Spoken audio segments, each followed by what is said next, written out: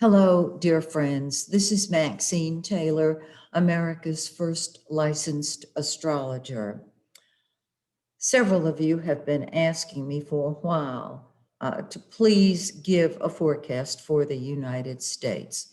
I have been looking, as have many astrologers, at the forecast for the United States, and I was basically holding my breath because while I had no idea exactly how it was going to manifest, what occurred on January 6th was already in the stars, so to speak.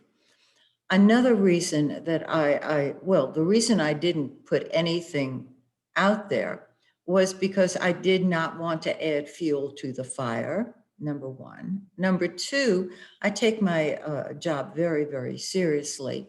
And I didn't want to, in any way, shape, manner, or form, imply or give the terrorists permission to carry out their rioting, because these are very unstable, crazy times, and I knew that anything coming from somebody who could uh, read the future uh, might be misinterpreted, and I felt a real responsibility not to give anybody uh, any information that they could use negatively. Well, they sure didn't need my help. And so, as a result of what happened on the 6th, I am going to share with you the first quarter of the United States forecast, the first quarter of 2021, January, February, and March. And I will tell you what I see. What we have observed is the unimaginable, the unthinkable. And so I'm going to give you what I'm looking at. I'm not going to embellish, but I will tell you that these are dates that I'm going to share with you. Some of them you don't need an astrologer to tell you. We know what they are. However, I am going to go on record right now. And starting with January. Now, of course, we're well into January. Today is January 15th. And so here is, and I'm going to explain all this, of course, the chart, very simplified for January. Now, of course, we have an inauguration in a few days. You know where I'm going to go with this, of course. And I'm going to explain to you in detail what I'm looking at and encourage you to surround our leaders, to surround incoming President Biden and Vice President Harris. Surround them with light. Light is the universal healer. Love is the universal healer. So let's look at the information, shall we? I want to go back to November 30th of 2020, because on November 30th of 2020, we had an eclipse that sat on the ascendant of the United States chart. By the way, those of you who study astrology, I use the 7 Gemini ascendant, the one that has Uranus, and 8 Gemini in the first house. You know where this is going. Whenever we have an eclipse on our own ascendant, or if a country has an eclipse on their ascendant, this is a new life. And the first house of the zodiac is the people, the tone of the people, the feeling from the people. When we have a new life eclipse, it lasts for at least a year. Most eclipses are strongest 3 to 4 months after they occur. In this case, the same thing is probably true. However, because with a mundane chart, a new life eclipse is going to reach into the entire, at least 1 year, we have an opportunity for a new start, a new life. So the eclipse was in 8.5 of Gemini. And I've started because I want, that's what I do personally. When somebody has a new life eclipse that falls on their ascendant, their sun, or their moon. In our case, this is the United States. This is the physical body of the United States, so to speak. It is the populace. This eclipse is a new life eclipse. It right next to the ascendant, however, is Uranus, and Uranus is the planet of rebellion. It is the awakener, the great awakener, and it is rebellion. And this is what I've been concerned about, because that is exactly what took place on January 6th. And it was the unthinkable. And yet, many people were not surprised because from past actions, it was not that big a step to understand why what happened did. And I'm saying the eclipse was on Uranus and there was the rebellion. Now, I'm going to keep this up here with each chart I do to remind everybody that this is ongoing. Okay. We also have Pluto, transiting Pluto, the planet of transformation, out with the old, in with the new. I did a video on this earlier in 2020. Pluto, the planet of symbolic death and rebirth, occurs. It returns to its natal place every 248 years. Pluto has been sitting on the natal Pluto in our ninth house of our foreign relations, our belief systems, the principles by which we live. It will complete this journey in 2024. Now, it's going to be hovering over its natal position, go back and forth and back and forth and back and forth until 2024. It will be exact on January 16th, that's tomorrow, and 17th. And of course, what has been going on in our country is that Trump has been impeached in the House for the second time. That fits in with out with the old and with the new, totally new territory. The sun, the giver of life, the yellow planet, sits on Pluto as well, and on the south node, which is our old belief systems, our old principles by which we lived. International communication with leaders from foreign countries, very, very powerful. The full moon is going to be on January 28th, which sits on our north node in the area of local neighborhoods and communication, correspondence, transportation. And this is a very positive thing. Okay, that's the first part. Now, if you look here, once again, I'm keeping the eclipse up. Mars, the planet of war, the planet of passion, the planet of gunfire, is in our 12th house of behind the scenes enemies, hidden enemies. And this is exactly what has been going on. Pluto, of course, still sitting on Pluto. Venus will move from the 8th house of secrets, of financing of different events, of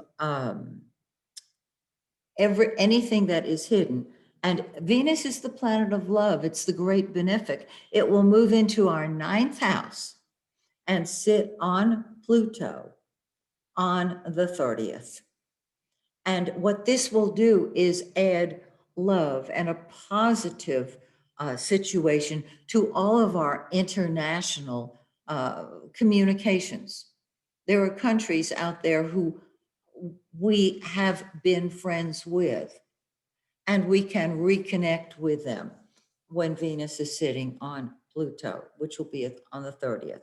Now, Mercury, the planet of communication, correspondence, and transportation, is moving into the 10th house. The 10th house is the president. The 10th house is the public image of our country. It sits on the top of the chart, the midheaven, on the 17th. It does go into the shadow today, the 15th, which means we're starting to feel the retrograde Mercury. But Mercury will go retrograde literally on the 30th. Mercury will sit on the moon. The moon and the 10th house represent the president. That means President-elect Joe Biden. And Mercury will sit on the moon the 19th and the 20th, triggering, there can be changes in his public image. There can be changes in our country's public image. Mercury is not an action. It doesn't bring about action. It brings about communication, which is really, really cool. Now, the transiting moon is going to sit on this eclipse point on the United States ascendant, and the moon moves very quickly. You know, it goes between 12 and 15 degrees a day. On the 23rd and 24th, it sits on Uranus just for a couple of hours, okay? 23rd, 24th, sits on this eclipse point. That eclipse point sits on Uranus, the rebel. So there can be explosions of some sort. It doesn't have to be gunfire, but there can be rebellion of some sort. I'm telling it like I'm seeing it. I have no idea how it's going to manifest. I'm just giving you the information to process. Okay, that's January. Now, February, very, very interesting. Trying to decide which to do first. Okay, I'll do the sun first. The sun is in the ninth house when we begin February, which is it opens the door to communication with our foreign neighbors, with those people who we might have broken alliances with during the prior administration. I'll go back to January.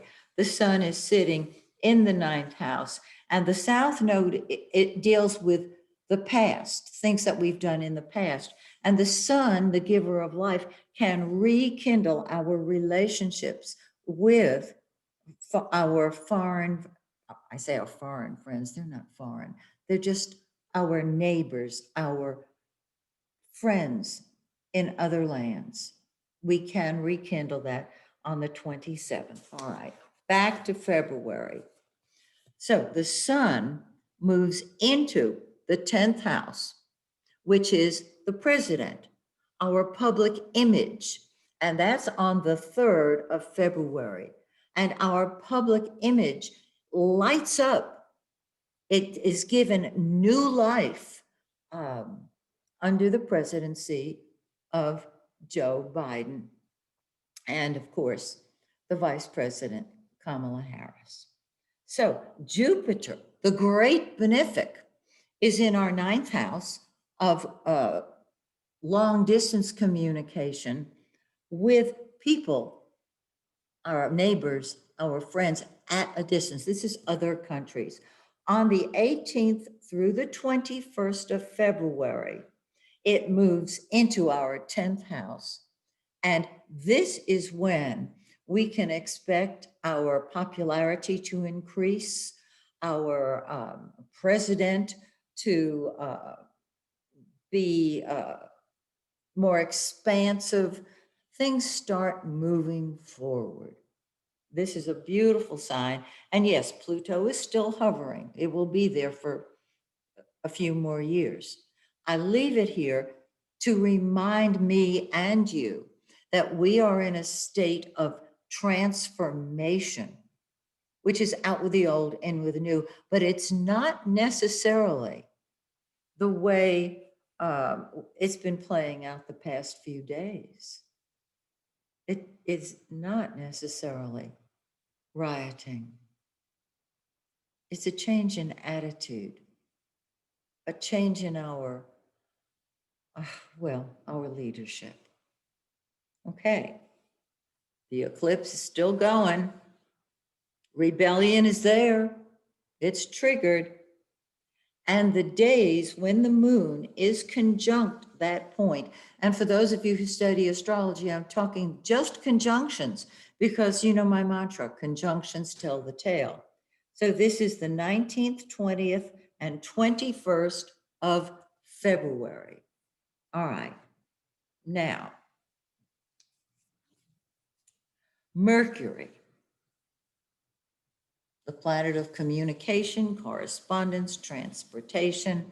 It's sitting in the 10th house. And so we can expect a great deal of communication from President-elect Biden and communication about the country from our leadership. Now, Mercury is retrograde at that point.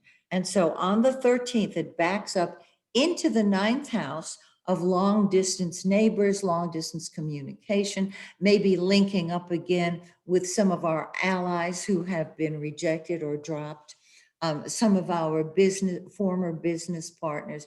This is a terrific time to tie up the loose ends of unfinished projects in our own charts and for our country. At the very same time, Venus, the planet of blessings, of love, of money, of popularity, on the 13th, moves into our 10th house. And this brings popularity for our country, for our new president. And on the 16th, Venus sits on the moon. And what this can bring is even more friendship, popularity, love, if you will, from the president. It's absolutely a beautiful aspect. Now, Mercury sits on the moon on the 9th, and that can unsettle things in the presidency. But by the 16th, with Venus sitting there, wherever Venus is, it blesses that area of life. And that's the president. That's our commander in chief. So Mercury has been retrograde, will go retrograde. And on the 21st of February, it goes direct. And that is a time when we can solidify contracts, negotiations, plans with our foreign neighbors. This is beautiful. I'm thrilled to share it with you. Now, the full moon in February is on the 27th.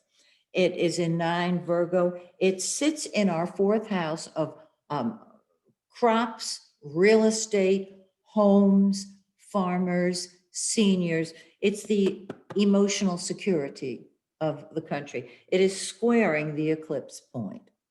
So there can be some frustration on the part of perhaps farmers, seniors, what have you.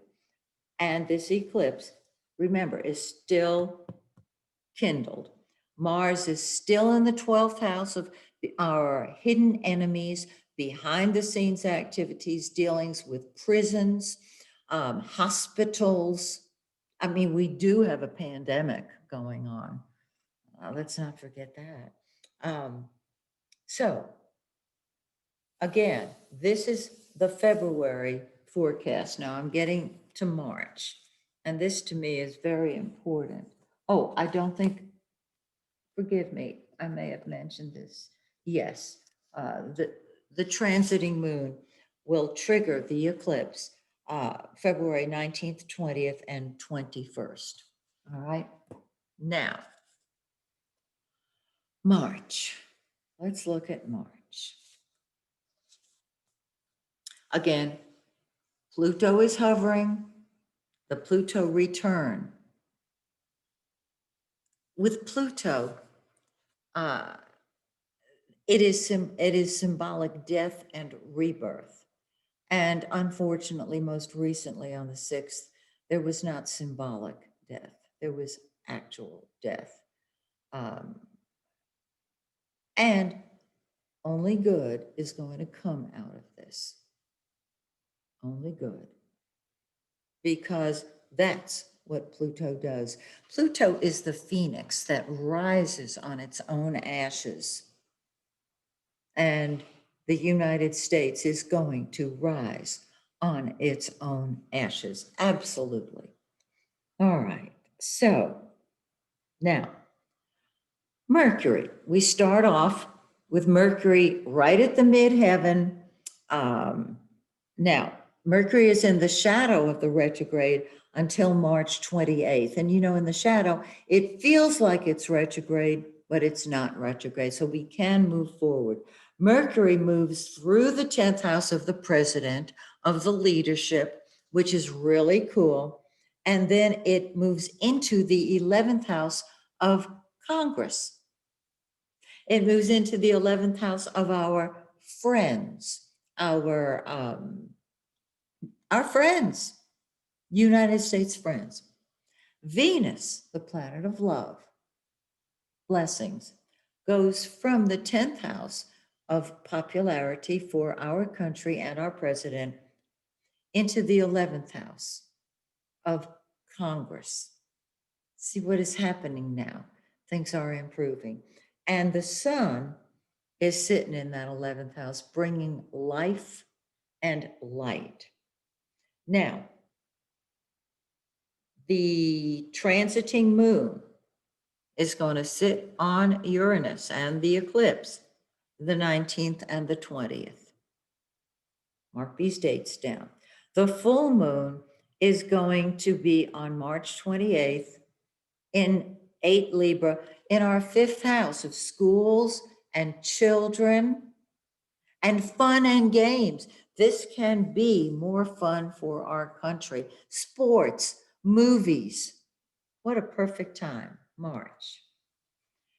And what I've been looking at and saving for last is Mars. Mars is the planet of war, of gunfire, of fighting, of passion.